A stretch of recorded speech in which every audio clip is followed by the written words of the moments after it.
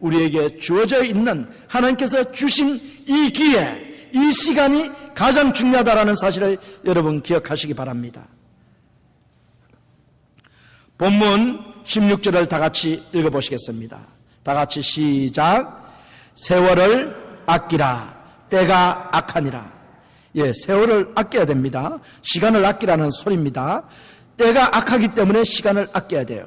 지금이 어느 때인 줄 여러분 아십니까? 여기서 때라는 것은 하나님께서 말씀하시는 때입니다. 시간은 두 가지 종류가 있는데 하나는 크로노스이고 하나는 시간은 뭐냐면 하기오스. 시간은 크로노스이고 하나는 카이로스입니다. 죄송합니다. 카이로스.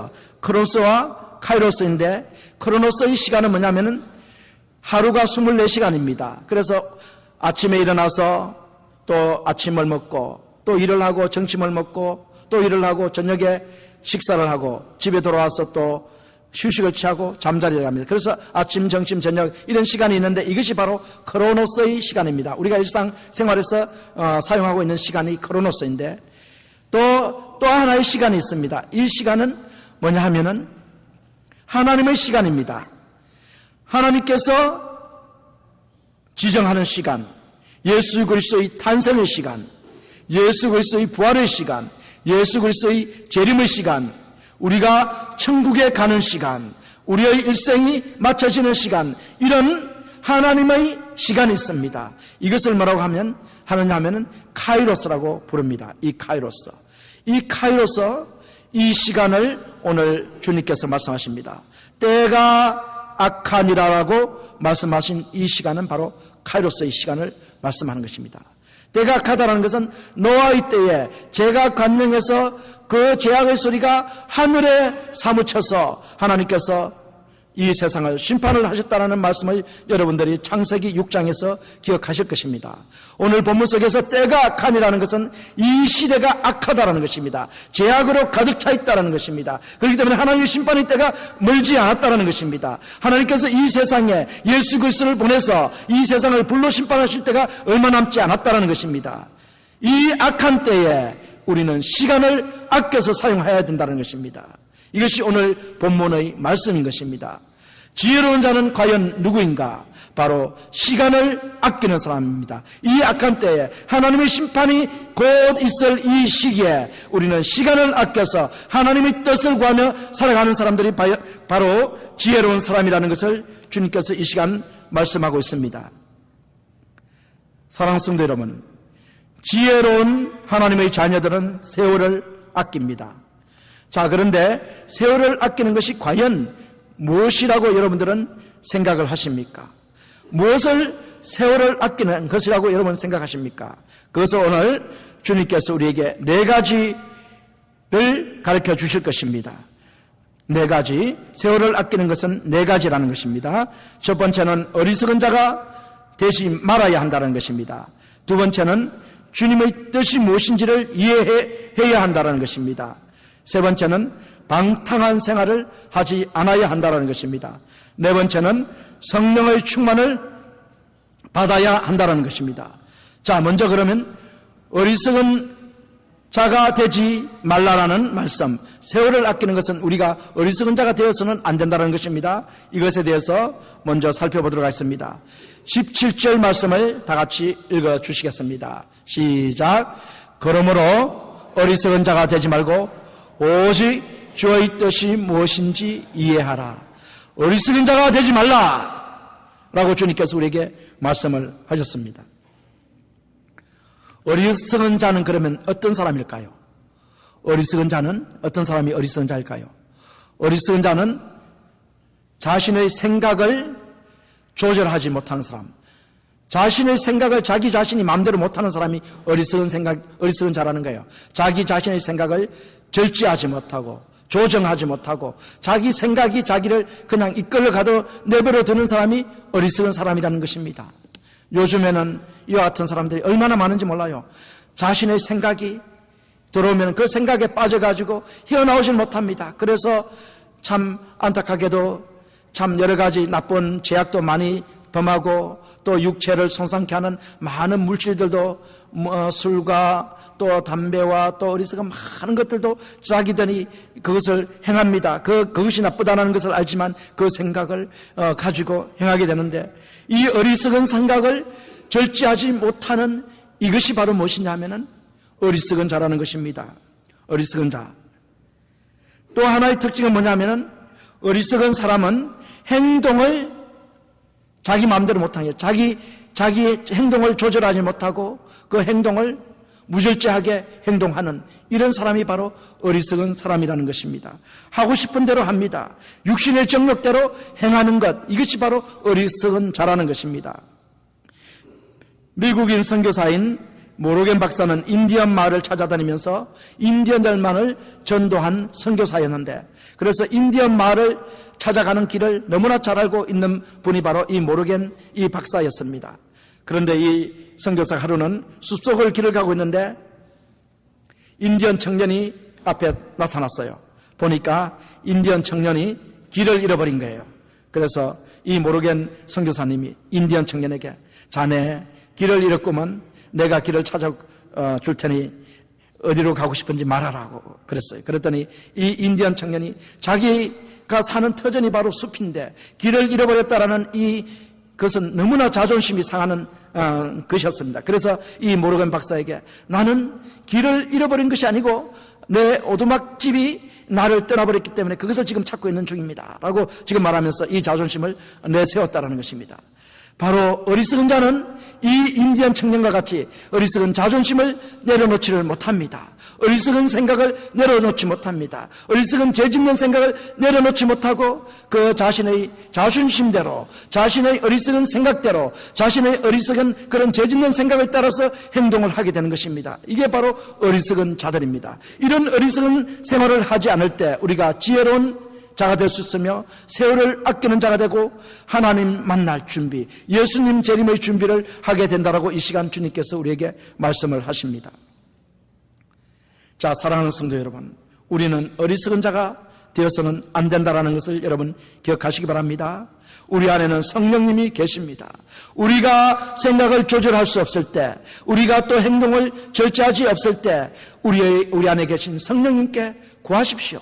성령님, 저를 도와주십시오. 이 어리석은 생각에서 해방되게 해주십시오. 이 어리석은 생각을 하지 않게 도와주십시오. 제가 성령님을 따라 살기를 원합니다. 성령님, 이 시간 저를 인도해 주십시오 하고 성령님을 요청하십시오. 성령님을 초청해 드리십시오. 그러면은 우리가 어리석은 생각에서 벗어날 수 있으며 어리석은 행동에서 벗어날 수 있게 되는 것입니다.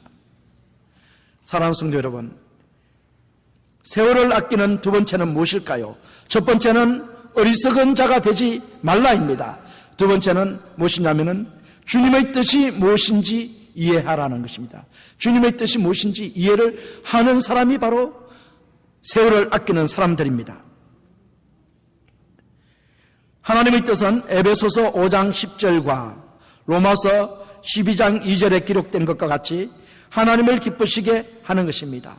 하나님의 뜻은 하나님을 기쁘시게 하는 것이에요. 주님의 뜻이 무엇인가 이해하라. 이 말씀은 바로 뭐냐면 하나님을 기쁘시게 할 것이 무엇인가를 생각하고 그 생각대로 행하라는 것입니다. 주님을 기쁘시게 하는 자가 바로 세월을 아끼는 자이며 지혜로운 자입니다. 우리는 무엇을 하든지, 무엇을 먹든지, 무엇을 마시든지, 공부를 하든지, 가르치든지, 태권도 사범으로 활동을 하시든지, 무엇을 하든지 오직 누구를 기쁘시게 한다고요? 하나님을 기쁘시게 하는 일. 이것을 하는 것이 바로 세월을 아끼는 것이다 라고 주님께서 이 시간 말씀을 하고 계십니다. 올리버 크로멜이라는 장군, 영국의 유명한 장군을 여러분 아실 것입니다. 이 장군은 정치가이며 수상까지 역임한 바 있는 사람입니다. 그런데 그는 어느 날 자신에게 있어 가장 인기가 많고 권력이 최고에 도달하였을 때 자기의 가장 신실한 부하 직원에게 이렇게 말을 했습니다. 나는 이제 시골로 돌아가고 싶네.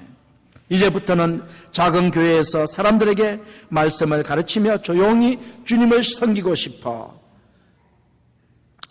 그의 부하 지금은 고개를 가우뚱거리면서 크로멜 이 수상에게 말을 합니다. 각하, 수상은 지금 연세도 그렇게 많지 않으시고 건강도 있으시고 지력도 뛰어나시고 권력도 있으시며 영국을 위해서 일할 수 있는 최고의 기회가 지금인데 어찌해서 수상직을 물러나서 시골에 가서 교회에 가서 학생들을 가르치며 조용히 지내고 싶다고 말씀하십니까?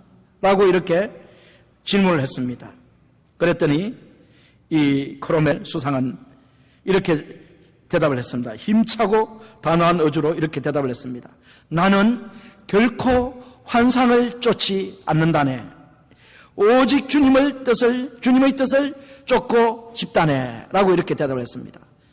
권력이라든지 명예라든지 이 세상 눈에 보이는 이런 누리는 것들이 바로 크로멜 장군은 환상이라고 말했습니다. 뜬구름에 해당되는 것이라고 말했습니다.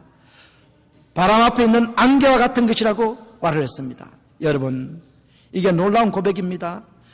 우리도 과연 주님이 기뻐하시는 것이 과연 무엇인지 그것을 찾아서 추구하는 것이 가장 올바른 삶의 자세이며 세월을 아끼는 사람들이며 지혜로운 지혜 있는 자들이라는 것을 주님께서 이 시간 말씀을 하십니다.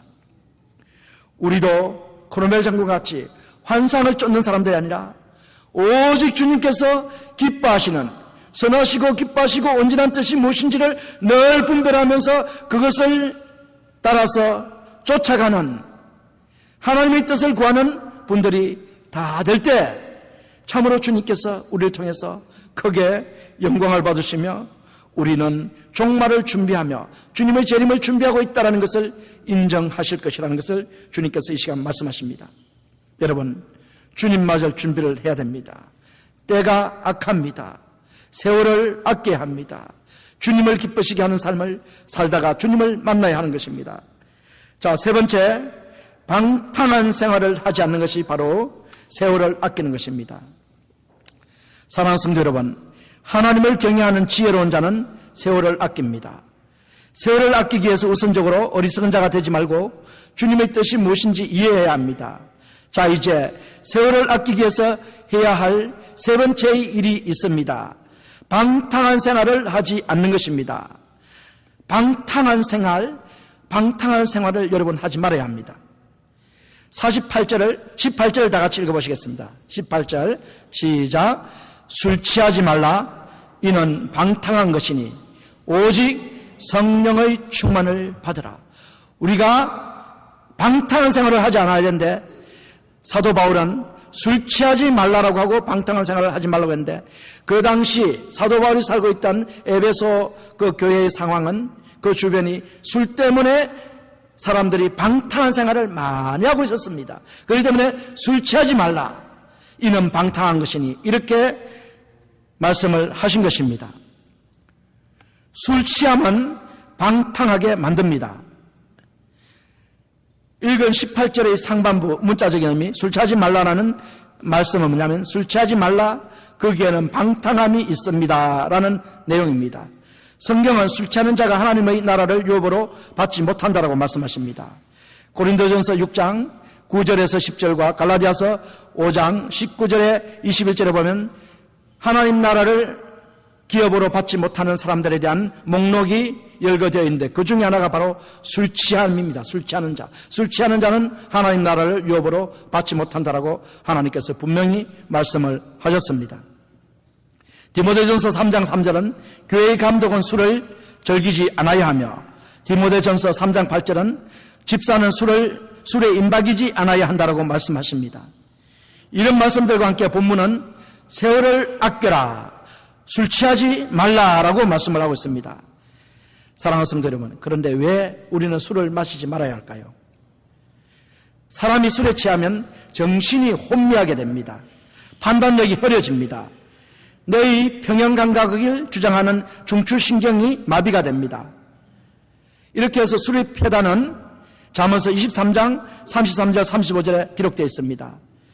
자연히 술에 취한 자의 삶에는 무절제와 방탕이 따라다니게 된다라고 기록을 해놨습니다. 그래서 18절에서는 술 취함은 방탕한 것이니라고 말씀을 하십니다. 방탕한 생활을 하지 않기 위해서는 술을 마시지 말아야 합니다. 자, 그런데 여기서 우리가 더 생각해 봐야 될 게 뭐냐면 방탕한 생활을 하게 만드는 것들이 술 외에도 많이 있다라는 것입니다. 요즘에는 어떤 것들이 방탕하게 만드는 것일까요? 먼저 방탕이 무엇인가를 알아봐야 되겠죠. 방탕은 국어사전에는 주색잡기에 빠져 행실이 좋지 않다. 주색이라는 건 술과 이런 성이죠. 술과 성에 빠져서 행실이 바르지 못한 행동을 하는 것이 방탕이에요. 방탕. 그래서 방탕한 생활이라는 것은 바로 뭐냐면 우리가 어떤 것에 빠져서 중독이 되어서 우리 행실이 바르지 못한 것을 방탕이라고 한다라고 이해를 하시면 됩니다. 누가복음 15장에 보면 돌아온 탕자 얘기가 나오는데 이 탕자가 허랑방탕하게 생활을 했다라는 것입니다.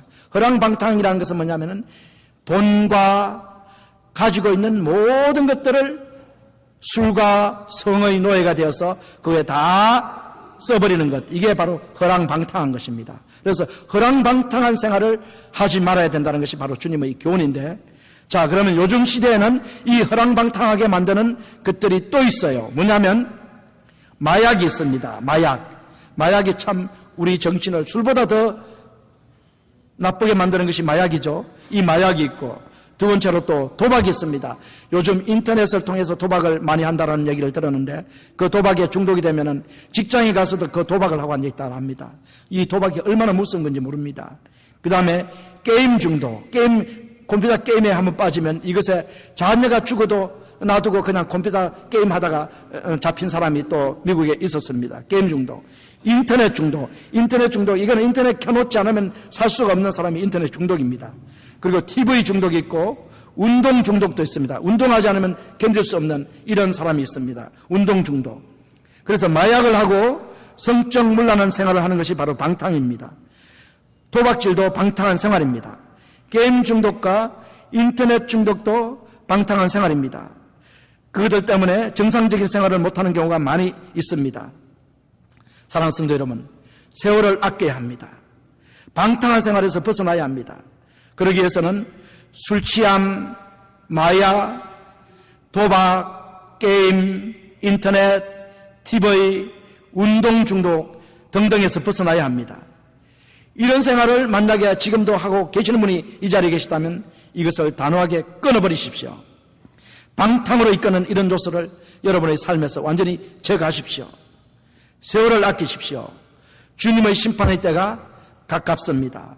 주님의 재림의 날이 가깝습니다. 사랑하는 성도 여러분, 세월을 아끼기 위해서 우리가 해야 될 게 첫 번째가 어리석은 자가 되지 말라. 두 번째가 뭐였습니까? 두 번째가 하나님의 뜻이 무엇인가 이해하라. 하나님을 기쁘시게 하는 자가 되라 였고, 세 번째가 뭐냐면 방탕한 생활을 하지 말라는 것이었습니다. 자, 이제 마지막 세월을 아끼는 마지막 요소가 무엇이냐면은 성령 충만을 받으라. 성령 충만을 받는 것이 바로 세월을 아끼는 것입니다.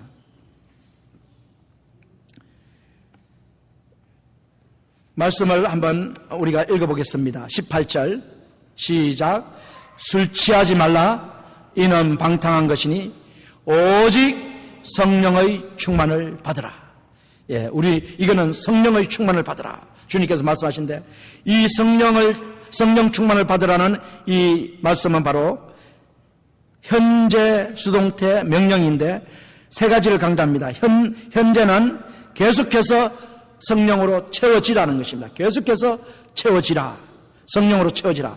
둘째는, 수동태는 성령님이 주체이고 우리는 객체입니다.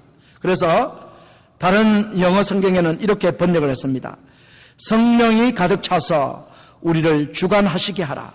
성령이 가득 차가지고 우리를 주관하도록 하는 것이 바로 성령 충만하라라는 말씀입니다. 셋째는 명령인데, 이 명령은 바로 뭐냐면 우리가 성령 충만해도 되고 안 해도 되고 이런 의미가 아닙니다. 성령 충만은 하나님의 명령입니다. 임페러티브로서 우리가 늘 해야 되는 것입니다. 하나님께서 명령하신 것이기 때문에 우리는 성령 충만함을 받아야 되는 것입니다. 자, 그러면 사랑하는 성도 여러분, 어떻게 하면 성령 충만을 받을 수 있을까요? 어떻게 하면 성령 충만을 받을 수 있어요? 두 가지입니다. 첫째는 사도행전 2장 38절 39절 말씀처럼 회개하고 제사함을 받으면 됩니다. 회개, 죄로 우리가 가득 차 있으면 죄에 가득 차 있으면 성령께서 근심하시고 성령 충만할 수가 없습니다. 우리가 회개하고 제사함을 받을 때 성령 충만함을 받을 수가 있습니다. 또 두 번째는 누가복음 11장 13절 말씀, 사도행전 1장 14절에 기록된 것과 같이 성령 충만은 어느 날 우연히 우리에게 받게 되는 것이 아니라 성령 충만을 간절히 사모하면서 기도할 때 성령 충만함을 받을 수가 있다는 것입니다. 하나님께 간절히 구하게 되면 이 땅에 있는 아버지도 우리에게 좋은 것을 줄 알거든. 하물며 하늘에 계신 너희 아버지께서 구하는 자에게 성령을 주시지 않겠느냐. 누가복음 11장 13절에서 예수님께서 하신 말씀입니다. 우리가 간절히 구하면은 하나님께서 우리에게 성령을 부어주시는 것입니다. 성령 충만하게 해주시는 것입니다. 사랑하는 성도 여러분, 주님께 쓰임받고 싶으십니까? 주님께 쓰임받으시고 싶어요? 주님께 쓰임받고 싶으신 분 아멘. 그러면 어떻게 해야 되겠습니까? 성령 충만함을 받아요. 주님께 쓰임받은 주의 종들, 역사에 주님이 사용한 종들을 다 보면은 학식이 많은 사람도 아니요, 인물이 잘난 사람도 아니요, 돈이 많은 사람도 아니요, 젊은 사람도 아니요. 누가 주님께 쓰임을 받았느냐? 오직 한 가지 조건, 성령 충만한 분들이 주님께 쓰임 받았어요. 아멘이십니까? 그렇기 때문에 여러분이 진정으로 주님께 쓰임 받으시고 싶으시다면 성령 충만함을 받으시기 바랍니다. 성령 충만해야 됩니다. 자, 그러면 성령 충만한 분들은 오늘 본문에 보면 두 가지 형태로 표현이 됩니다. 첫 번째는 찬양이요, 두 번째는 감사입니다. 성령 충만하신 분들은 찬양이 넘치는 것입니다. 19절을 다 같이 읽어보시겠습니다. 다 같이 19절 시작. 시와 찬미와 신령한 노래들로 서로 화답하며 너희의 마음으로 주께 노래하며 찬송하며. 시와, 시편이죠. 시편의 시와 찬미, 이게 힘이죠. 우리 찬송가입니다. 신령한 노래들은 우리가 가스펠송이나 이런 노래들이죠. 이런 찬양으로 서로 우리 주고받으면서 하나님을 높이는 것입니다. 우리 마음으로 주께 노래하는 것입니다. 찬송하는 것입니다. 이 주님은 누구십니까? 예수 그리스도십니다. 예수 그리스도가 우리 주십니다. 이 예수 그리스도를 찬양하는 사람이 바로 성령 충만하신 분들이에요. 또 성령 충만하신 분들은 무엇으로 나타날까요? 감사로 나타나는 것입니다. 감사. 20절을 다 같이 읽어보시겠습니다. 20절에 보시면 뭐라고 말씀을 했느냐 하면은 범사에 우리 주 예수 그리스도의 이름으로 항상 하나님 아버지께 감사하며. 범사에 한번 읽어보시겠습니다. 다 같이 시작. 범사에 우리 주 예수 그리스도의 이름으로 항상 하나님 아버지께 감사하며. 예, 성령 충만하면은 항상 하나님 아버지께 우리는 감사를 올리게 됩니다. 자, 그런데 여기서 감사는 시간이 없습니다. 시간이 없고 감사는 또 상황이 없습니다. 그래서 무시간성이고 무상황성이라고 이렇게 표현할 수 있는데, 무시간성이라는 것은 시도 때도 없이 우리는 어떻게 해야 된다는 것입니까? 감사해야 된다는 거예요. 아침에도 감사, 저녁에도 감사해야 됩니다. 여러분 감사하신 분 아멘. 감사 생활 하시는 분 아멘. 예, 감사. 누구에게 감사하십니까? 하나님 아버지께. 무엇을 감사해야 될까요? 우리를 구원해 주신 하나님의 은혜를 감사하는 거예요. 그래서 감사한다라는 이 말이 다른 말로 하면은 하나님의 은혜를 날마다 말한다는 것이냐, 표현한다는 것이냐. 하나님께서 우리에게 주신 이 놀라우신 은혜, 예수 그리스도를 보내서 우리를 구속하여서 죄로부터 우리를 사해 주셨고, 예수 그리스도를 부활하게 하심으로 말미암아 믿는 우리도 장차 마지막 날 예수님과 같이 부활의 몸을 입고 영광스러운 천국에 들어가게 해 주실 이 하나님 아버지께 감사를 드리는 것이 바로 이게 진정한 감사라는 것이에요. 그래서 감사는 다른 말로 하면 은혜를 말한다. 하나님의 은혜를 말한다. 우리에게 베풀어 주신 하나님의 은혜를 날마다 아침에도 말하고 저녁에도 말하고 점심때도 말하고 시도 때도 없이 말하는 것이 바로 무시간성의 감사라는 것입니다. 또 감사는 언제 해야 될까요? 감사는 무상황성이라고 했죠. 무상황성은 좋을 때도 감사, 나쁠 때도 감사, 고난 중에도 감사, 기쁜 일이 있을 때도 감사, 모든 일에서 하나님께 감사를 올려야 한다는 것입니다. 아멘이십니까? 예, 무엇이든지 여러분 감사할 수 있는 이 마음이 바로 하나님이 기쁘시게 받으시는 것입니다. 1985년 뉴욕 마라톤 때 한 여자 선수가 레이건 대통령으로부터 직접 격려 전화를 받은 일이 있습니다. 린다 다운 씨입니다. 그녀는 신체 장애인이었으나 크러치의 양쪽 겨드랑이를 의지하고 262마일 전 코스를 거의 12시간에 걸쳐 완주하였습니다. 온몸을 앞뒤로 몹시 흔들며 달리는 린다를 보고 거리의 인파는 눈물을 흘리며 박수갈채를 보냈습니다. 린다는 대통령의 격려 전화를 받고 이렇게 말했다라고 백악관은 전했습니다. 나에게 강한 의지와 노래할 수 있는 인내와 크러치를 바칠 수 있는 두 겨드랑이를 주신 하나님께 감사합니다. 마음이 감사 쪽으로 방향이 잡혀져 있으면 린다와 같은 처지에서도 씩씩하게 감사하며 살아갈 수가 있습니다. 감사는 축복의 시간이라는 사실을 기억하시기 바랍니다. 소망은 감사하는 자의 눈에만 보입니다. 여러분 기억하십시오. 소망은 감사하는 자의 눈에만 보인다라는 사실을 여러분 기억하시기 바랍니다. 사랑하는 성도 여러분, 성령 충만한 사람은 감사 충만한 사람입니다. 성령 충만한 사람은 찬양 충만한 사람입니다. 성령 충만한 사람은 지혜 충만한 사람입니다. 성령 충만한 사람은 시간을 아끼는 사람입니다. 성령 충만함은 곧 하나님의 사랑을 받고 있다라는 증거입니다. 오늘 이 자리에 모인 형제 자매 여러분, 여러분들이 지혜로운 자처럼 살기 위해서는 먼저 예수님을 구주로 영접해야 합니다. 예수님께서 여러분의 죄를 위해서 십자가에 죽으시고 3일 만에 다시 살아나신 이 놀라우신 부활의 주님을 여러분들이 마음속에 영접하고 믿을 때 여러분은 하나님의 자녀가 되며 빛의 자녀가 되며 지혜로운 자들이 될 수가 있습니다. 이럴 때 세월을 아끼면서 하나님께서 기뻐하시는 삶을 여러분들이 살아가실 수 있는 것입니다. 오늘 이 자리에 아직도 예수님을 구주로 영접하지 않으신 분이 계시다면 이 시간 예수님을 여러분의 구주로 영접하시는 놀라운 축복된 시간이 되시기를 주님의 이름으로 축원드립니다. 다 같이 기도하시겠습니다.